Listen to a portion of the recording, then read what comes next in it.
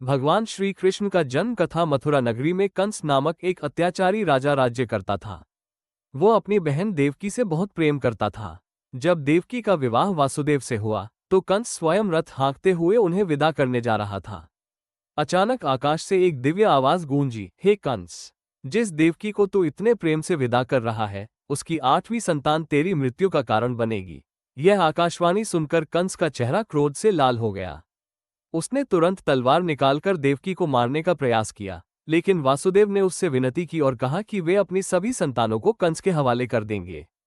कंस ने वासुदेव की बात मान ली और देवकी वासुदेव को कारागार में डाल दिया। एक एक करके देवकी की 6 संतानें हुई और कंस ने निर्दयतापूर्वक उन सभी का वध कर दिया। 7वीं गर्भावस्था में भगवान विष्णु की माया से गर्भ देवकी के गर्भ से निकलकर वासुदेव की दूसरी पत्नी रोहिणी के गर्भ में चला गया। ये बालक बलराम के नाम से प्रसिद्ध हुआ। देवकी को लगा कि उसका 7वां गर्भ गिर गया है। 8वीं बार देवकी गर्भवती हुई। ये गर्भ कोई साधारण गर्भ नहीं था, बल्कि स्वयं भगवान विष्णु का अवतार था। जैसे जैसे प्रसव का समय नजदीक आता गया, वैसे वैसे दिव्य लक्षण दिखाई देने लगे। देवकी के शरीर से दिव्य प्रकाश निकलने लगा। कारागार में अजीब सी शांति छा गई थी।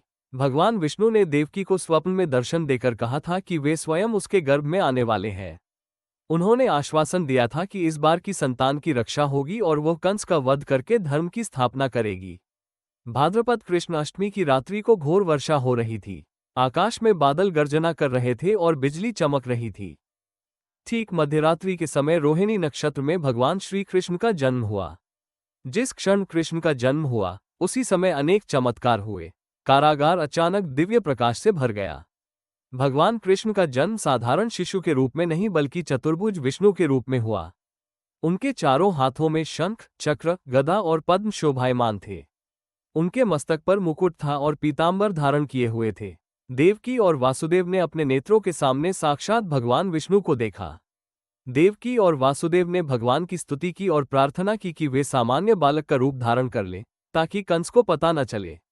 भगवान ने कहा, हे देवकी, मैं तुम्हारी रक्षा के लिए आया हूँ। पिछले 2 जन्मों में भी तुम मेरी माता रही हो। इस जन्म में भी मैं तुम्हारा पुत्र बनकर आया हूँ। कंस से भयभीत न हो।